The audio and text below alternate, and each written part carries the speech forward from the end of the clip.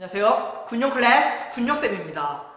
지난 시간에 통일신라의 발전 이후에 이번 시간에 그 상황을 이어서 통일신라의 제도라는 것을 살펴보겠습니다.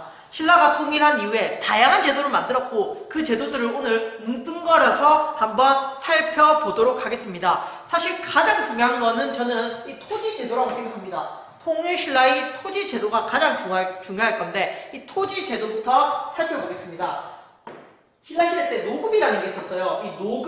이 노급이라는 것은 뭐냐면은 귀족 중심으로 귀족들에게 주어졌던 토지로 예상됩니다. 그러니까 정확한 내용은 없어요. 노급이 뭐다 딱 정의 내려진 책이 없습니다. 그래서 후세의 학자들이 노급은 이걸 것이다, 관료조는 이걸 것이다 막 추측은 하는데 어쨌든 그 추측을 바탕으로 제가 설명을 하겠습니다. 어쨌든 노급은 귀족들에게 주어졌던 토지일 것이다. 아마 진골 중심의 귀족들에게 주어졌던 토지고 이 노급에는 수조권과 노동력, 곡물 이 세 가지를 모두 다 주어졌다라고 생각을 하면 됩니다. 노동력은 그 지역, 그러니까 귀족이 가진 지역에서 백성들이 살고 있으면 그 백성들을 노동으로 막 필요할 때마다 동원할 수 있는 노동력, 그리고 곡물은 특산물을 의미합니다. 특산물 아시겠죠? 그러니까 그 지역에서 나는 맛있는 것들 이런 것들을 가져갈 수 있는 거, 거둘 수 있는 거 아시겠죠? 자, 그 다음 관료전은 뭐냐면은 관리 중심으로 주어졌던 것이고 노동력과 곡물은 주지 않고 수조권만 제공했다. 수조권만. 자, 그럼 여기서 잠깐 수조권은 뭘까요? 여기서 계속 수조권 이렇게 나오는데 이 수조권의 개념을 여러분들이 잘 이해해야 합니다. 이 수조권이라는 것은 토지와 관련된 중요한 제도입니다. 수조권은 바로 제가 딱 정의 내리면 세금을 거둘 수 있는 권리.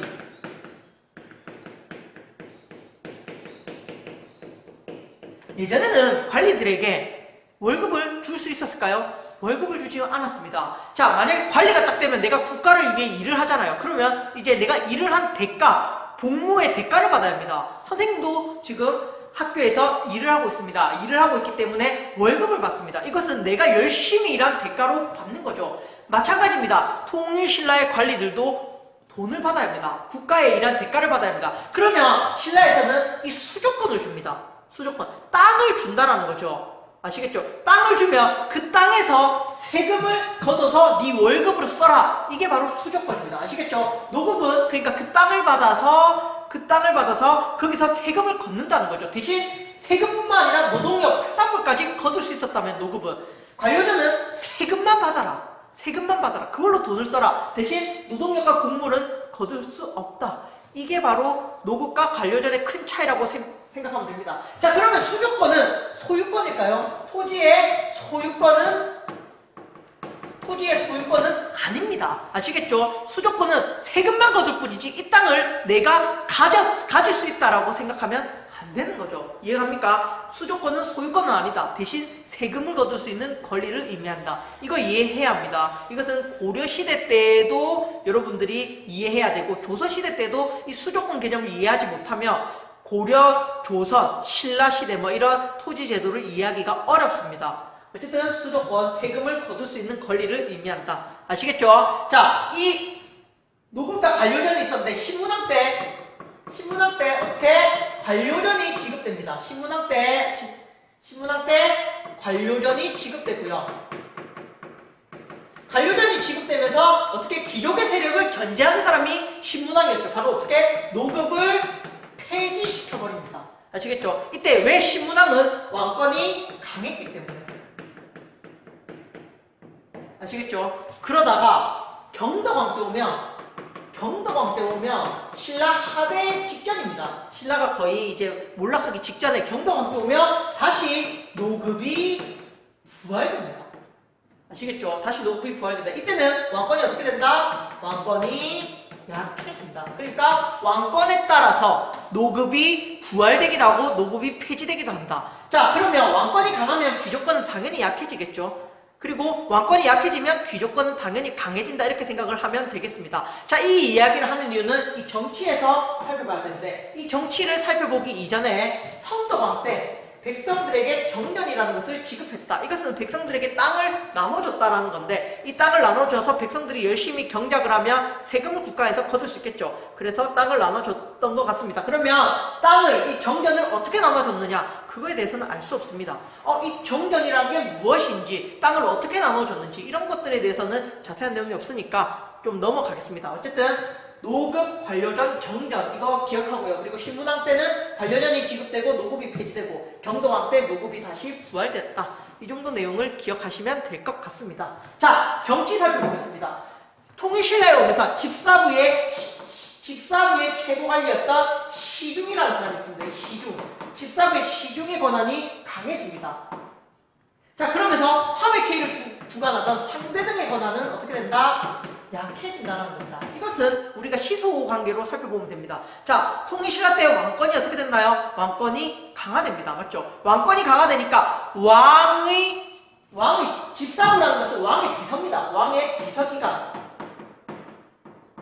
왕의 비서 역할을 하던 집사부의 역할이 어떻게 했다? 강해졌다. 집사부의 힘이 강해졌다. 그러니까 집사부의 힘이 강해지니까 화백회의, 왕을 견제하고 귀족들의 입장을 대변하는 화백회의의 기능이 약해진다. 이렇게 시소, 집사부. 아시겠죠? 나중에 신라 하대에 오면 누가 강해진다? 상대 등의 권한이 강해지고 집사부의 기능은 약해진다. 하대 때 오면. 아시겠죠? 이렇게 시소의 역할을 보면 됩니다. 집사부의 기능이 강해지면 상대 등의 권한이 약해지고 상대 등의 권한이 강해지면 집사부의 기능이 약해진다. 당연히 이 집사부가 강해지면 왕권도 함께 강해진다. 이것은 왕과 함께 간다. 집사부는. 왜? 왕의 비서기관이기 때문에. 이해가 합니까? 집사부와 왕권이 강해지면 상대등이 약해지고 상대등이 강해지면 집사부와 왕이 약해진다. 아시겠죠? 됐나요? 이렇게 이해하면 됩니다. 시중의 권한이 강해지고 상대등의 권한이 약해졌다. 이것은 통일신라 직전에 통일신라 이후의 상황입니다. 자, 그 다음 지방제도. 지난 시간에 배웠듯이 구주 오소경이 만들어졌다. 이 오소경 같은 경우는 어제도 말했지만 경주라는 수도의 약점을 보완하고요. 그리고 유민들, 고구려 백제 유민들과 지배층들을 흡수하고 유민과 지배층들을 흡수하고요. 그리고 지방 문화의 중심지로서의 역할을 담당하게 했다. 이렇게 생각을 하면 되겠습니다. 자, 그 다음 군사제도. 지난 시간에 설명했듯이 부서다. 여기에는 백제, 고구려, 말갈 이런 유민들이 포함됐다 했죠. 그리고 지방에는 10점. 자, 여러분 이걸 생각해야 합니다. 구주에 각 지방에 9개의 주가 있었죠. 여기에 하나씩 배치가 되고요. 그리고 국경지대인 한 주에는 2개가 국경지대이기 때문에 한 주는 2개. 국경지대 써주겠습니다. 국경지대인 한 주에는 2개가 배치돼서 총 몇 개? 10개. 그래서 10점이다. 각 주에 1개씩, 그리고 한 주, 국경지대였던 한 주에는 2개가 배치되었다. 자, 그 다음 기타 제도로 상수리 제도라는 게 있었습니다. 이 상수리 제도는 뭐냐면은 중앙에 이렇게 중앙에 지방 유력가의 자식들을 올라오게 하는 겁니다. 아시겠죠? 혹은 중앙에 지방 유력가들을 올라오게 해서 지방을 통제하기 위한 겁니다. 지방 통제를 위한 방법입니다. 그러니까 반란을 못 일으키게 하는 거죠. 반란을 못 일으키게. 지방의 세력가들을 올라오게 해서 지방 세력가 혹은 지방 세력가의 자식들을 올라오게 해서 중앙에 살게 함으로써 만약에 지방에 반란이 일어났다. 그러면 그 중앙에 살고 있는 그 지방 세력가는 어떻게 되겠습니까? 죽임을 당하는 거죠. 그러니까 지방 세력가는 무슨 일이 있어도 자기 지방에서 문제가 발생하는 걸 막아야 되겠죠. 이 상수리 제도를 통해서 지방을 통제하려고 했다. 자, 그 다음 제가 이 촌주라는 거 가져오겠습니다. 이 촌주라는 것은 뭐냐면은 신라의 최하 행정구역입니다. 그러니까 촌이라는 행정구역이 있었고 이 촌을 다스리는 촌주가 있었습니다. 촌을 다스리는 사람. 촌이라는 곳을 다스린다. 자, 이 촌주가 촌락문서를 작성해서 이 촌락문서가 일본에서 발견이 됐습니다. 신라 촌주가 작성한 촌락문서. 여기에는요, 뭐 나무가 몇 그루인지, 사람이 몇 명 있는지, 남녀를 구분해서 남자 몇 명, 여자 몇 명. 그 남자 중에서도 몇 세부터 몇 세가 몇 명, 뭐 이렇게 남자, 여자, 연령별 인구 이런 것들. 그리고 나무수, 뭐 먹을 수 있는 뭐 나무, 그러니까 유실수라 하거든요. 과일이 열리는 나무 이런 것들을 모두 포함해서 기록을 해놨다. 이것은 지방을 통제하고요. 그리고요, 세금을 어떻게 적절하게 수취하겠다. 세금을 걷어들이겠다라는 신라의 이런 노력을 볼 수 있는 거죠. 아시겠죠? 자, 오늘 통일신라의 제도 내용이 많았습니다. 어쨌든 토지제도, 정치, 지방제도를 중심으로 한번 살펴보면 되겠습니다. 아시겠죠? 자, 오늘 여기까지 하겠습니다. 역사는 군용 클래스.